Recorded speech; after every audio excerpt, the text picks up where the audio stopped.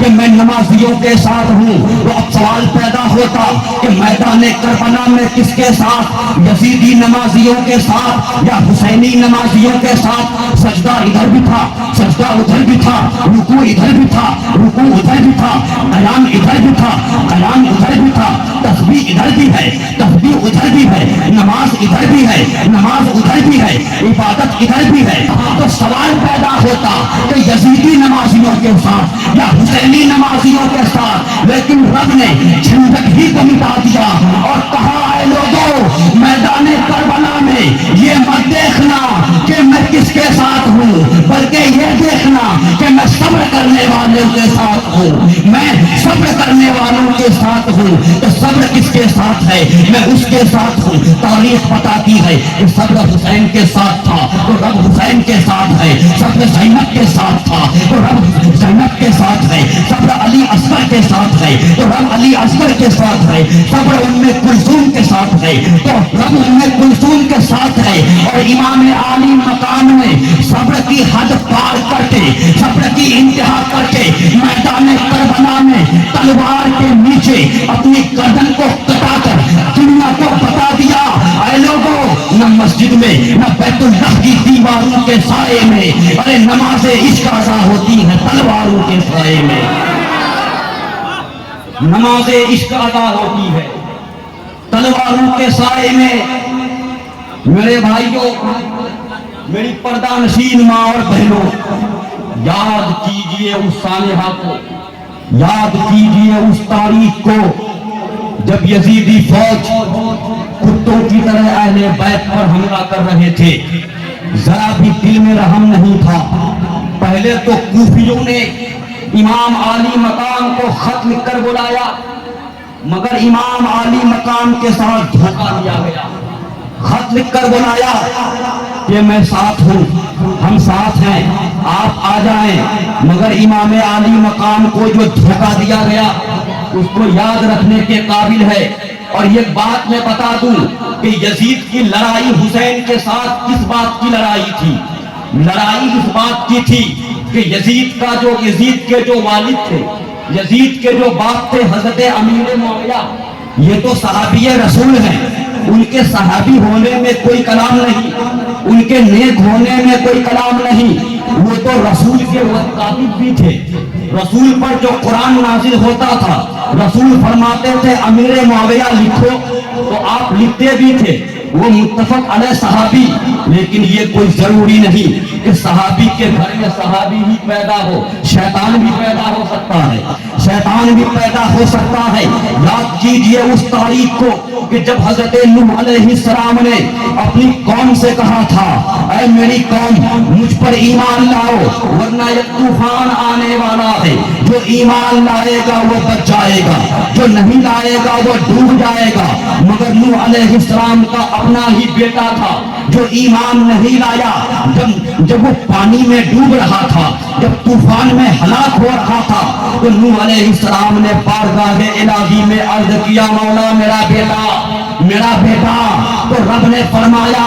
اے پیغمبر، اے نوح، جب یہ تیرا بیٹا مومن نہیں ہے، جب تیرا بیٹا ایمان والا نہیں ہے، جب تیرا بیٹا تجھی کو نہیں مان رہا ہے، تو انہو لیس من اہلک، یہ سمجھ لو کہ وہ تیری اولاد ہی نہیں ہے، وہ تیرا بیٹا ہی نہیں ہے۔ تو یزید امیر معاویہ کا بیٹا ضرور تھا، مگر بہت بڑا شرابی تھا، بہت بڑا مکار تھا، بہت بڑا زانی تھا، بہت بڑا دغاباز تھا، بہت بڑا بے وفا تھا، بہت بڑا گنہگار تھا، بہت بڑا سیاکار تھا۔ امام عالی مقام نے سوچا کہ اگر میں یزید کی بیعت کو مان لیتا ہوں، یزید کو خلیفہ تسلیم کر لیتا ہوں، تو کل یہ ہوگا کہ میرے نانا جان کے دین کی دھجیاں اڑا دی جائیں گی، میرے نانا جان کے مذہب اسلام کا ستیہ ناش کر دیا جائے گا۔ تو امام عالی مقام نے سوچا اگر گردن دینا پڑے تو میں گردن دینے کے لیے تیار ہوں، سر دینا پڑے تو میں سر دینے کے لیے تیار ہوں،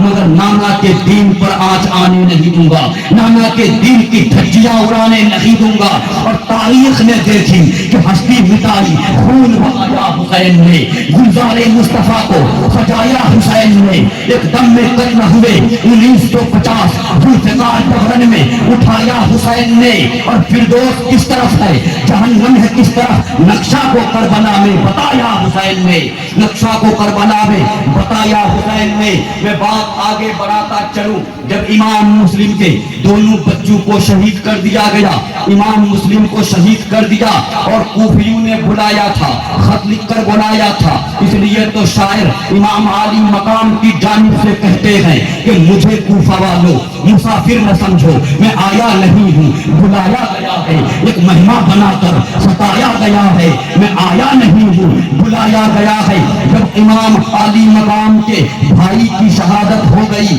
امام مسلم شہید ہو گئے، ان کے دونوں بچے شہید ہو گئے، اب میدان کربلا میں امام عالی مقام ہے، ان کے بیٹے علی اکبر ہیں، علی اکبر نے کہا بے بابا مجھے بھی لڑنے کی اجازت دیجئے، مجھے بھی یزیدیوں کے سامنے جانے کی اجازت دیجئے۔ امام عالی مقام نے فرمایا بیٹا تم کو بھی کھلی اجازت ہے، سب شہید ہوتے چلے جا رہے ہیں، جاؤ جاؤ یزیدیوں سے مقابلہ کرو۔ علی اکبر سامنے آئے، علی اکبر کی تلوار میدان کربلا میں چمکتی رہی، علی اکبر کی تلوار میدان کربلا میں دمکتی رہی، ایسا لگتا تھا کہ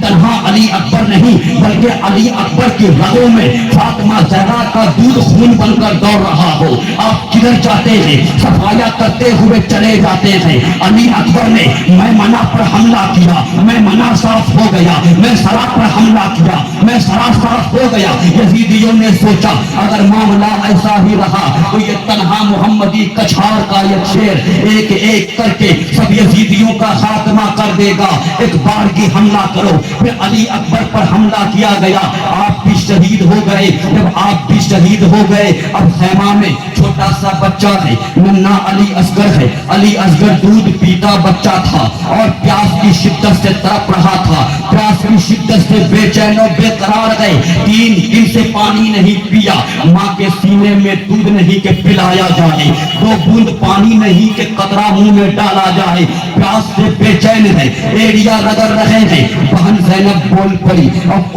بیوی شہربانو بول پڑی، اے میرے سردار، امام عالی مقام سے کہتی ہے کہ جاؤ یزیدیوں کے سامنے جا کر کہیے کہ اگر دشمنی ہے تو مجھ سے ہے، میرے اس معصوم بچے سے کیا دشمنی ہے، کم سے کم 2 بوند پانی تو مل جائے، رحم آ جائے یزیدیوں کے دلوں پر۔ امام عالی مقام نے اپنے اس ننھے سے بچے کو گود میں لیا، میدان کربلا میں آئے، اور میدان کربلا میں آ کر آپ نے پکار کر کہا اے یزیدیوں اگر دشمنی ہے تو مجھ سے ہے، میرے اس ننھے سے بچے سے کیا دشمنی ہے، میرے اس معصوم سے بچے سے کیا دشمنی ہے، یہ 3 دن سے بھوکا پیاسا ہے، یہ پیاس کی شدت سے تڑپ رہا ہے، یہ بھوک کی شدت سے بے چین و بے قرار ہے۔ اے یزیدیوں سنو سنو، آج اگر تم نے میرے لیے نہیں، اگر میرے اس معصوم سے بچے کے لیے، میرے اس ننھے سے بچے کے لیے آج میدان کربلا میں زمین پر 2 بوند پانی دے دو گے تو کل قیامت کے میدان میں اپنے نانا سے کہہ کر آب کوثر کو پلاؤں گا، حوض کوثر سے پلاؤں گا۔ حضرت امام حسین بولتے رہے، پکارتے رہے، مگر ایک یزیدی بھیڑیا نے آواز دی خبردار سنو سنو، امام حسین کے بیٹے کو پانی نہ مل پائے، کیونکہ سانپ کا اصغر کے حلقوم پہ آ کر لگا اور حلقوم کو چھید کرتا ہوا بازوئے امام میں پیوست ہو گیا۔ باپ نے بیٹے کو دیکھا، بیٹے نے باپ کو دیکھا، نگاہ سے نگاہ ملی، نظر سے نظر ملی، باپ بیٹے میں کیا بات ہوئی یہ نہیں معلوم، مگر اندازہ لگایا جاتا ہے کہ بیٹے نے باپ سے کہا بابا جان دی ہوئی اسی کی تھی، حق تو یہ ہے کہ حق ادا نہ ہوا۔ پھر کیا ہوتا ہے، امام عالی مقام اپنے اس بچے کو لے کر سیدھے خیمے کے اندر جاتے ہیں۔ بہن زینب بول پڑی کیا علی اصغر کو پانی مل گیا، بیوی شہر بانو بول پڑی کیا میرے لاڈلے کو پانی مل گیا، کیا پیاس کی شدت ختم ہو گئی؟ تو امام عالی مقام نے فرمایا اس کی پیاس مکمل طور پر بجھ چکی ہے، اب اس کو کبھی پیاس لگنے والی نہیں ہے، یہ بھی شہید ہو گئے ہیں، یزیدی بھیڑیوں نے ان کو بھی قتل کر دیا ہے۔ پھر امام عالی مقام نے اپنی بہن کو مخاطب کر کے، اپنی بیوی کو مخاطب کر کے اہل بیت کی عورتوں کو مخاطب کر کے فرمایا سنو سنو اب آخری وقت ہے میں بھی میدان کربلا میں جاتا ہوں جب یزیدی مجھے شہید کر دیں گے تو تم ماتم مت کرنا تم سینہ مت نوچنا گریبان مت چاک کرنا نوحہ مت کرنا یہ ماتم مت کرنا امام حسین کی اس نصیحت سے ان لوگوں کو سبق حاصل کرنا چاہیے جو لوگ سینہ پیٹتے ہیں جو لوگ ماتم کرتے ہیں جو لوگ نوحہ کرتے ہیں جو لوگ گریبان چاک کرتے ہیں اگر کوئی اس دور میں ماتم کرتا ملے کوئی اس دور میں سینہ چاک کرتا ملے گریبان کو پھاڑتا ہوا ملے بالوں کو نوچتا ہوا ملے تو اس کو حسینی مت سمجھنا کیونکہ حسین کی نصیحت تو الگ تھی پھر کیا ہوتا ہے پوری نصیحت کرنے کے بعد امام عالی مقام میدان کربلا میں آتے ہیں دلدل سوار گھوڑے پر سوار ہوتے ہیں وہ گھوڑا کیسا گھوڑا تھا جو حضرت علی کی وراثت میں ملا تھا اس گھوڑے پر امام عالی مقام سوار ہو گئے آپ کے ہاتھ میں تلوار ہے جس کو شمشیر ذوالفقار کہا جاتا ہے وہ تلوار بھی مولا علی کی تلوار تھی آپ تلوار کو ہاتھ میں لیتے ہیں آپ نے گھوڑے کو آگے بڑھانا چاہا مگر گھوڑا آگے نہیں بڑھتا ہے گھوڑا آگے نہیں بڑھتا ہے امام عالی مقام پریشان ہے آخر معاملہ کیا ہے آخر ماجرا کیا ہے آج یہ بہادر گھوڑا آگے کیوں نہیں بڑھتا یہ کبھی پیچھے نہیں ہٹا اس کی وجہ کیا ہے اس کا کارن کیا ہے سبب سمجھ میں نہیں آتا اے گھوڑا تو آگے کیوں نہیں بڑھتا گھوڑا خاموش ہے گھوڑا کچھ نہیں بولتا امام عالی مقام بے چین و بے قرار ہے امام عالی مقام حیرت میں ہے امام عالی مقام اچنبھے میں ہے آپ نے دائیں دیکھا کچھ نظر نہیں آیا آپ نے بائیں دیکھا کچھ نظر نہیں آیا آپ نے پیچھے دیکھا کچھ نظر نہیں آیا آپ نے آگے دیکھا کچھ نظر نہیں آیا آپ کبھی اتر کو دیکھتے ہیں کبھی دکھن کو دیکھتے ہیں کبھی پورب کو دیکھتے ہیں کبھی پچھم کو دیکھتے ہیں مگر کچھ نظر نہیں آتا ہے پھر آپ نے یہ سوچا کہ کہیں گھوڑا کے پیر میں کوئی کانٹا تو نہیں چبھ گیا ہے کوئی سیسا تو نہیں چبھ گیا ہے آپ نیچے اتر جاتے ہیں تو کیا دیکھتے ہیں جب آپ نے پیچھے مڑ کر دیکھا تو کیا دیکھا کہ ننھی سی سکینہ جو چھوٹی سی بچی تھی امام حسین کی بچی ننھی سی سکینہ 4-5 سال کی بچی پیچھے سے گھوڑے کا پیر پکڑی ہوئی ہے گھوڑے کا پیر پکڑی ہوئی ہے یعنی وہ گھوڑا بھی جانتا تھا کہ جو میرا پیر پکڑی ہے یہ کوئی اور نہیں ہے یہ تو امام حسین کی بیٹی ہے یہ کوئی اور نہیں ہے یہ تو فاطمہ کی لاڈلی ہے یہ کوئی اور نہیں ہے یہ تو علی کی پوتی ہے یہ کوئی اور نہیں ہے یہ تو رسول کے جگر کا ٹکڑا ہے تو گھوڑے کو جتنی عقل تھی اتنی بھی عقل یزیدیوں کو نہیں تھی گھوڑے نے سوچا کہ اگر حسین کے کہنے پر میں آگے بڑھ جاتا ہوں تو سکینہ گر جائے گی حضور کی لاڈلی گر جائے گی فاطمہ کی پیاری گر جائے گی اور جب گر جائے گی تو ان کے جسم پر خراش آ جائے گا ان کے جسم کو چوٹ لگ جائے گی یعنی گھوڑا بھی یہ جانتا تھا یہ کوئی اور نہیں ہے یہ تو اہل بیت ہے یہ تو رسول کی اولاد ہے ارے یہی رسول کی اولاد جب انہی معاملات کو انہی واقعات کو امام اہل سنت نے دیکھا تو بریلی کی دھرتی سے پکارا یا رسول اللہ تیری نسل پاک میں ہے بچہ بچہ نور کا تو ہے عین نور تیرا سب گھرانہ نور کا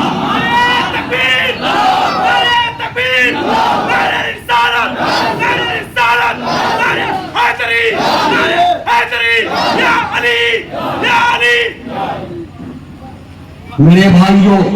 وہ وقت بھی زمانہ نے دیکھا وہ وقت بھی اتہاس میں موجود ہے وہ وقت بھی تاریخ میں موجود ہے کہ جب امام عالی مقام میدان کربلا میں آئے آپ نے تلوار چلائی آپ کی تلوار میدان کربلا میں اتنی تیز چل رہی تھی جیسے آج کے زمانے میں چکیاں چل رہی ہو آپ آگے بڑھتے چلے گئے تنہا محمدی کچھار کا ایک شیر جب آگے بڑھتا ہے تو یزیدیوں کی لاشوں کی ڈھیر لگ جاتی ہے جب آپ آگے بڑھے یزیدیوں کی گردنیں کٹتی چلی گئی آپ نے میمنہ پر حملہ کیا میمنہ صاف ہو گیا آپ نے میسرہ پر حملہ کیا آپ نے میسرہ پر حملہ کیا میسرہ صاف ہو گیا آپ آگے بڑھے آگے صاف ہو گیا جس طرف بڑھتے ہیں کاپتے ہوئے چلے جاتے ہیں جب اتر جانب پڑے تو اتر کا صفایا ہو گیا جب पश्चिम जानिब पड़े, पश्चिम का सफाया हो गया, दक्षिण जानिब पड़े, दक्षिण का सफाया हो गया, जिधर बढ़ते हैं साफ होते चले जाते हैं। ऐसा लगता था कि मैदान करबला में इमाम हुसैन के रगों में अली का खून दौड़ रहा हो। ऐसा लगता था कि फातिमा ज़हरा का दूध इमाम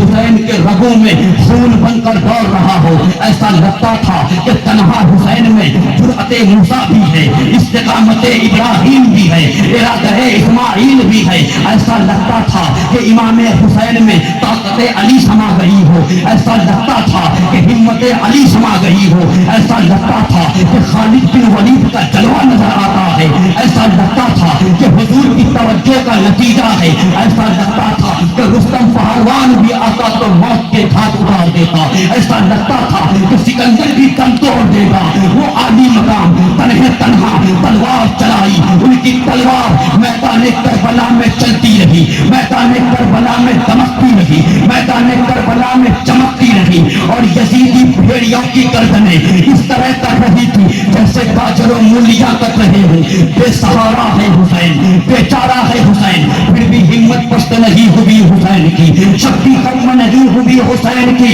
इमाम आली मकाम की तलवार चमकती रही, दमकती रही। जिस तरफ बढ़े यजीदी भेड़ियों की लाशों के ढेर लग गई। इतने में एक यजीदी कुत्ता चिल्लाता है कि ऐ नामर्दो, ऐ कम हिम्मतों, सुनो सुनो, अगर यही हाल रहा, अगर यही हालत रही तो ये तन्हा मुहम्मदी कछार का एक शेर एक एक करके सारे यजीदी भेड़ियों को खत्म कर देगा। इसलिए तन्हे तन्हा हमला मत करो, अकेले अकेले हमला मत करो, मुनफरिद तौर पर हमला मत करो। अगर हमला करना है तो एक बार ही हमला करो, एक साथ हमला करो। उस यजीदी कुत्ते के कहने पर जब एक बार ही हमला किया गया, जब एक साथ हमला किया गया तो इमाम आली मकाम के जिस्म पर 72 जख्म पड़ गए। आप घोड़े से नीचे उतर आए। इतने में जब घोड़े से नीचे उतरे आप सजदे में चले गए, सजदे में चले गए। शिमरलईन सीने पर तलवार चलाए, सीने पर सवार हो गया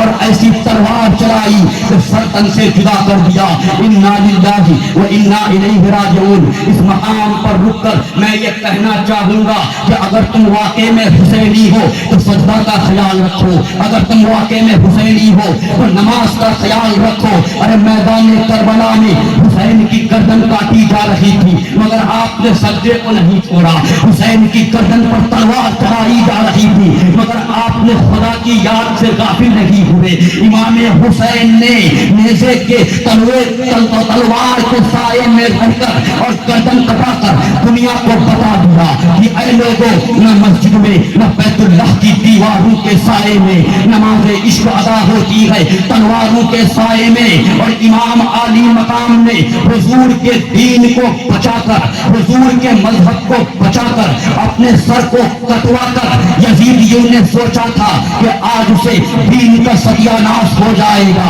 आज से इस्लाम के फार्मूले मिटा दिए जाएंगे, आज से शराब जो हलाल किया गया था हलाल रह जाएगा। मगर नहीं नहीं, इमाम आली मकाम ने सर को काट कर इस्लाम के फार्मूले को बचाया है, इस्लाम के नियम को बचाया है, इस्लाम के कानून को बचाया है, रसूल के मजहब को बचाया है, रसूल के धर्म को बचाया है। जिसको देखकर, तारीख को सामने रखकर, इतिहास को पढ़कर शायद पुकार कर कहता है कि दीन बचाने को मोहम्मद के कबीले निकले, घर से भाई बहन बेटे भतीजे निकले। और जुल्म समझा था कि चल जाएगी खैमे में नमाज, रात खैमे की हटाई तो मुसल्ले निकले। नारे तकबीर। अगर अल्लाह ने हाथ दिया है तो हाथों को फजा में लहरा के नारे तकबीर, नारे रिसालत, शहीदाने करबला, शहीदाने करबला, नारे तकबीर, नारे हैदरी। दोषी पर लिखे अल्लाहुम्मा। चलते चलते एक बात और बता दूं, अभी शहजादा हुजूर ताजुल औलिया तशरीफ लाने वाले हैं। ये इमाम आली मकाम ही के खानदान से हजरत इमाम ज़ैनुल आबिदीन बच गए थे, वो बीमार थे, मैदान करबला में इस काबिल नहीं थे कि वो यजीदियों से मुकाबला करें, वो बच गए थे और उन्हीं की नस्ल से ये हजरात हैं जिनके बारे में मैंने अभी अभी कहा कि कोई हो मुत्तकियो आलिमो जाहिद जमाने में मगर आले मोहम्मद के बराबर हो नहीं सकता। मेरे भाइयों, ये जमाना ने देखा है, ये तारीख ने देखा है, मेरी आवाज के साथ नहीं, मेरी ये बस आखिरी बात है कि जब भी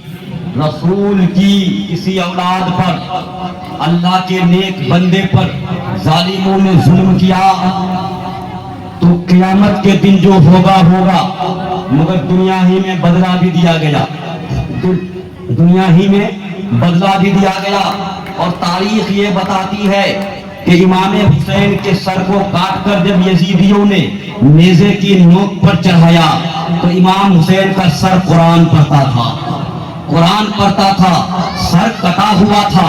मगर कुरान पढ़ता था। हजरत ज़ैद बिन अरकम फरमाते हैं कि जब दमिश्क में, जब यजीदी शहर में, जब दमिश्क में इमाम हुसैन के सर को काट कर नेज़े की नोक पर चढ़ाकर घुमा रहे थे तो देखने वालों ने क्या देखा, सुनने वालों ने क्या सुना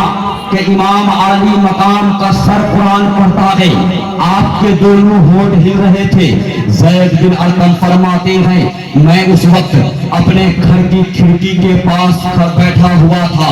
जब इमाम हुसैन का सर मेरे करीब में आया तो मैंने देखा तो क्या देखा कि आपके लबे मुबारक हिल रहे हैं, आपके दोनों होंठ हिल रहे हैं। जब सरे अनवर करीब में आया मैंने कान लगाकर सुना तो क्या सुना कि इमाम हुसैन का सर कुरान की ये आयत पढ़ता था, अम हसिबता अन्ना अस्हाबल कहफे वर रकीमे कानू मिन आयातिना अजबा। ज़ैद बिन अरकम फरमाते हैं कि जब मैंने कुरान की ये आयत कटे हुए सर से सुनी मेरे जिस्म के रोंगटे खड़े हो गए, मेरा कलीजा थर्रा गया और मैं बेसाख्ता पुकार उठा, ऐ हुजूर के नवासे, ऐ अली के बेटे, ऐ फातिमा के लाडले, तेरा किस्सा तो असहाबे कहफ के किस्सा से भी ज्यादा अजीब है, असहाबे कहफ के किस्सा से भी ज्यादा ताज्जुब खैज है। ज़ैद बिन अरकम फरमाते हैं फिर जब यजीदियों ने इमाम हुसैन के सर को नेज़े की नोक से उतारा तो आपके होंठ हिल रहे थे, सुनने वाले ने कान लगाकर सुना तो क्या सुना, इमाम आली मकाम का सर कुरान पढ़ता था, कुरान की ये आयत पढ़ता था, ला तहसबन्नल्लाह गाफिलन अम्मा यामलुज़ ज़ालिमून, जिसका तर्जुमा ये है कि ऐ लोगों तुम हरगिज ये गुमान मत करना कि अल्लाह ताला तुम्हारी करतूत से गाफिल है, अल्लाह ताला उसकी करतूत से गाफिल है, यह हरगिज गुमान मत करना। यानी इमाम आली मकाम का सर मुबारक कुरान की ये आयत पढ़कर यजीदियों को बता रहा था कि ऐ यजीदियों आज तो तुम मस्ती में है, आज तो तुम मेरा सर कलम करके, सर जुदा करके खुशी मना रहे हो, लेकिन याद रखो कल क़यामत के दिन जब जमीन तांबे की होगी, आसमां फौलाद का होगा, सितारे टूट जाएंगे और जमीन पर जलजला होगा, उस वक्त कोई नफ्स किसी नफ्स का बदला न होगा, कोई जान किसी जान का बदला न होगी, न बाप बेटे का होगा, न चचा भतीजे का होगा, न मामा भांजे का होगा, न दादा पोते का होगा। तफसीर इब्ने अब्बास में हजरत अब्दुल्ला इब्ने अब्बास लिखते हैं कि क़यामत के दिन जिस तरह आज पेट्रोल जलता है, जिस तरह आज डीजल जलता है, कल क़यामत के दिन समंदर का पानी जलेगा, नदी नाले का पानी जलेगा, दरिया का पानी जलेगा। तो उस वक्त ऐसे नाजुक वक्त में, ऐसे वक्त मुसीबत में एक यजीदियों को समझ में आ जाएगा कि रसूल के नवासे को कत्ल करने का अंजाम कितना खतरनाक है, फातिमा के लाडले को मार डालने का की सजा कितनी भयानक है। मेरे दोस्तों, और जमाना ने देखा, इतिहास साक्षी है, तारीख बताती है कि जब इमाम आली मकाम के सर को काट कर नेज़े की नोक पर चढ़ाया और कुरान की मुतअद्दिद आयतें पढ़ रहा था तो शायर ने देखा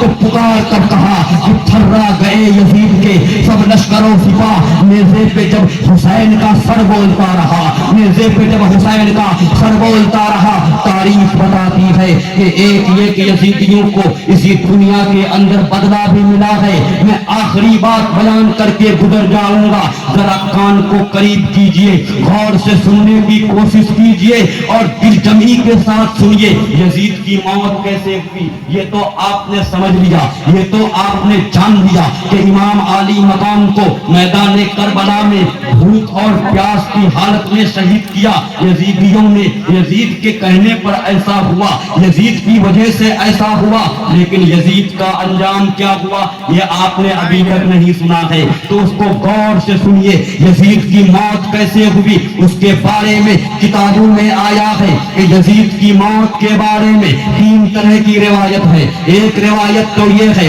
کہ یزید شرابی تھا، اس طرح شراب پیتا تھا، اس طرح دارو پیتا تھا کہ شراب کے نشے میں مست رہتا تھا۔ اس کے قریب میں کتا رہا کرتا تھا اور اس کے قریب میں کتے یزید کو دیکھ کر بھوکا کرتے تھے، کتے بھوکا کرتے تھے، اور یزید اتنا بڑا شرابی تھا کہ شراب پینے کی وجہ سے یزید کا پھیپھڑا خراب ہو گیا تھا، یزید کا کلیجہ سڑ گیا تھا، جس کی تاب نہیں لا پایا اور یزید نے دم توڑ دیا۔ اور دوسری روایت میں ہے، کتاب کا نام ہے نور العین فی مشہد الحسین، اس کتاب میں علامہ ابو اسحاق اسفرائینی لکھتے ہیں، وہ فرماتے ہیں کہ یزید کی موت اس طرح ہوئی کہ ایک دن کی بات ہے، یزید اپنے 1000 لشکر کے ساتھ وہ شکار کے لیے نکل پڑا۔ یزید کی نظر ایک ہرن پر پڑتی ہے، ہرن بھاگ رہا ہے، یزید اس کے پیچھے پیچھے دوڑ رہا ہے، ہرن بھاگ رہا ہے، یزید اس کا تعاقب کر رہا ہے، پیچھے پیچھے دوڑ رہا ہے۔ اس کے بعد ایک ایسے میدان میں پہنچ گیا کہ جہاں پر پہنچنے کے بعد یزید کو شدید پیاس لگی، شدید بھوک لگی۔ جب سخت بھوک لگی، جب سخت پیاس لگی تو یزید کو پینے کے لیے کچھ نہیں ملا، کھانے کے لیے کچھ نہیں ملا۔ آگے پیچھے دیکھا، بائیں بائیں دیکھا،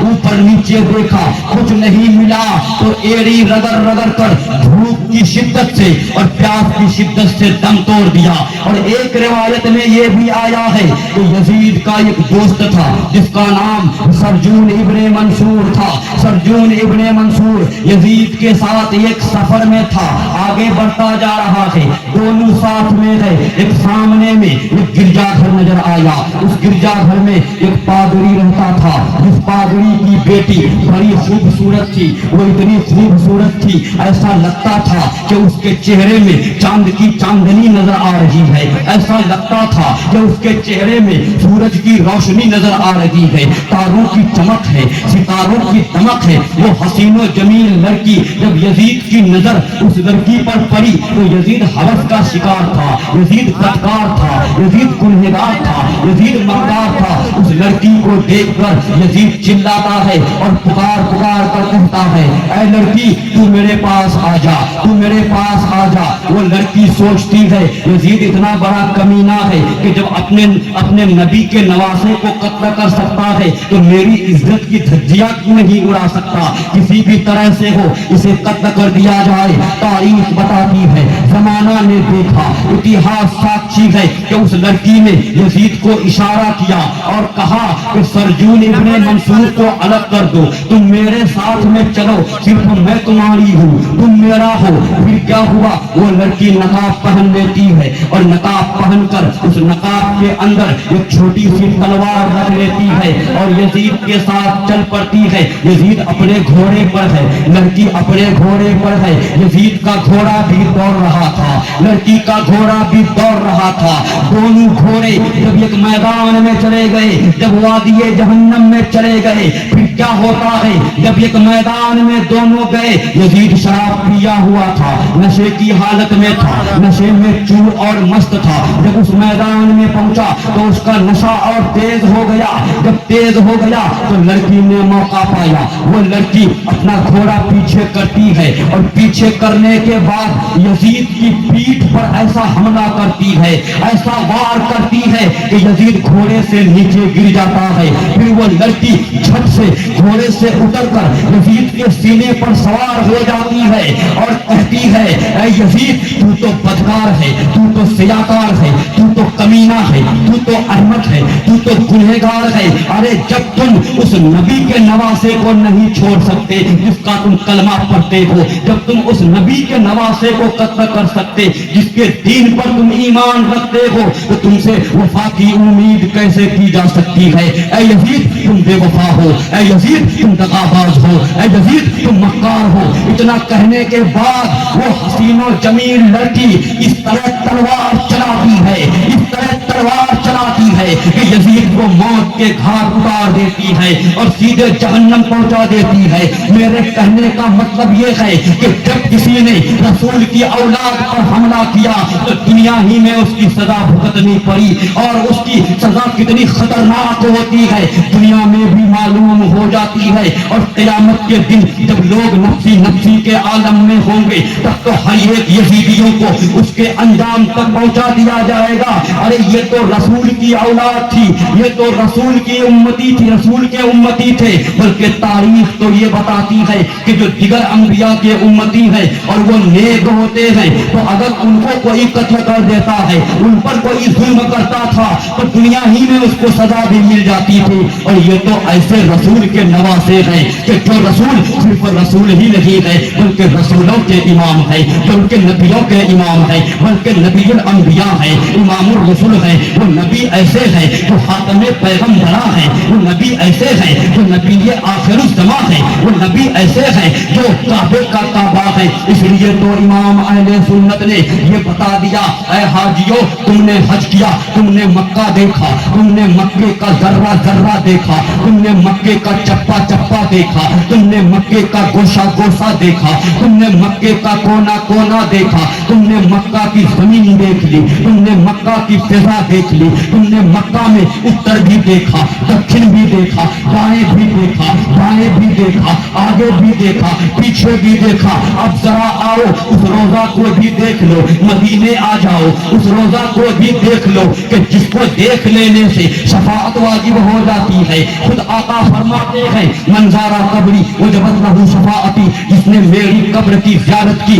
उसके लिए मेरी शफाअत वाजिब हो गई। तो इमाम अहले सुन्नत ने फरमाया कि इमाम आली मकाम को हल्के में मत लेना, ये तो उस नबी के नवासे हैं जो काबे का काबा है। तो इमाम आली मकाम ने हाजियों से कहा, ऐ हाजियों तुमने हज कर लिया, तुमने मक्का देख लिया, तुमने सब कुछ देख लिया, अब जरा उस रोजा को भी देख लो जिसमें नबियों का इमाम है, उस रोजा को भी देख लो जिसमें रसूलों का इमाम है, उस रोजा को भी देख लो जिसमें नबियों का सरदार है, उस रोजा को भी देख लो जिसमें शहनशाह कौनैन है, उस रोजा को भी देख लो जिसमें मुरादुल मुस्ताफीन है, उस रोजा को भी देख लो जिसमें अनीसुल गरीबीन है, उस रोजा को भी देख लो जिसमें रहमतुल लिल आलमीन है, उस रोजा को भी देख लो जिसमें ताजदार अरबो अजम है, उस रोजा को भी देख लो जिसमें फखरे आदमो बनी आदम है, उस रोजा को भी देख लो जिसमें साहिब लौहो कलम है, उस रोजा को भी देख लो जिसमें मंबए इल्मो हिकम है, उस रोजे को भी देख लो जिसमें नबी अकरम है, जिसमें नूरे मुजस्सम है, जिसमें रसूल मुहतरम है, जिसमें सैयद आलम है, अरे जिसमें काबे का काबा है। तो इमाम अहले सुन्नत ने तरगीब दिलाते हुए पुकारा, हाजियों आओ शहनशाह का रोजा देखो, अरे काबा तो देख चुके, काबे का काबा देखो। नाराए तकबीर, नाराए रिसालत, नाराए हैदरी, नाराए हैदरी, नाराए रिसालत। सुभान अल्लाह, माशाअल्लाह। मेरे भाइयों, तो रसूल के उस नवासे को कत्ल किया, उस नवासे को शहीद किया जिनकी पेशानी को हुजूर चूमते थे, जिनके गले को हुजूर चूमते थे। वो रसूल के बहुत ही चहीते नवासे थे और चूंकि उनको हुजूर का मजहब बचाना था, اسلام بچانا تھا اور امام عالی مقام نے اسلام کو بچا کر یہ پیغام دیا، لوگوں اسلام کی فطرت میں قدرت نے لچک دی ہے، اتنا ہی وہ ابھرے گا جتنا کہ دباؤ گے۔ اور شاعر نے ان واقعات کو دیکھ کر پکارا کہ ہستی مٹائی خون بہایا حسین نے، گلزار مصطفیٰ کو سجایا حسین نے، ایک دم میں قتل ہوئے 1950 ذوالفقار جب رن میں اٹھایا حسین نے۔ فردوس کس طرف ہے جہنم ہے کس طرف، نقشہ کو کربلا میں بتایا حسین نے۔ اور محدث اعظم ہند کچوچوی فرماتے ہیں کہ حسین جیسا شہید اعظم جہاں میں کوئی ہوا نہیں ہے، چھری کے نیچے گلے ہیں لیکن کسی سے کوئی گلا نہیں ہے۔ اور شیخ الاسلام والمسلمین علامہ سید مدنی اشرفی کچوچوی نے جب اس واقعہ کو دیکھا کہ امام حسین کا بچپنا ہے، آپ کھیلتے کھیلتے حضور کے پاس چلے گئے، حضور سجدے میں گئے، امام حسین پیٹھ پر چڑھ گئے، پیٹھ پر جب چڑھے تو حضور نے سجدے کو لمبا کر دیا، سجدے کو لمبا کر دیا، اور جب تک حسین پیٹھ سے نیچے نہیں اترے تب تک رسول تسبیح پر تسبیح پڑھتے رہے۔ تو حضور اس قدر جتنا قدر کرتے تھے، جتنا مانتے تھے، اس حسین کو یزیدیوں نے قتل کیا ہے۔ جب اس واقعہ کو رئیس المحققین شیخ الاسلام والمسلمین علامہ سید مدنی اشرفی کچوچوی نے دیکھا تو فرمایا کہ صبت نبی ہے، پشت نبی پر اور سجدے کی حالت ہے۔ آقا نے تسبیح پڑھا دی، بیٹا بھی کچھ ایسا ہے۔ اور امام عالی مقام نے نیزے کی نوک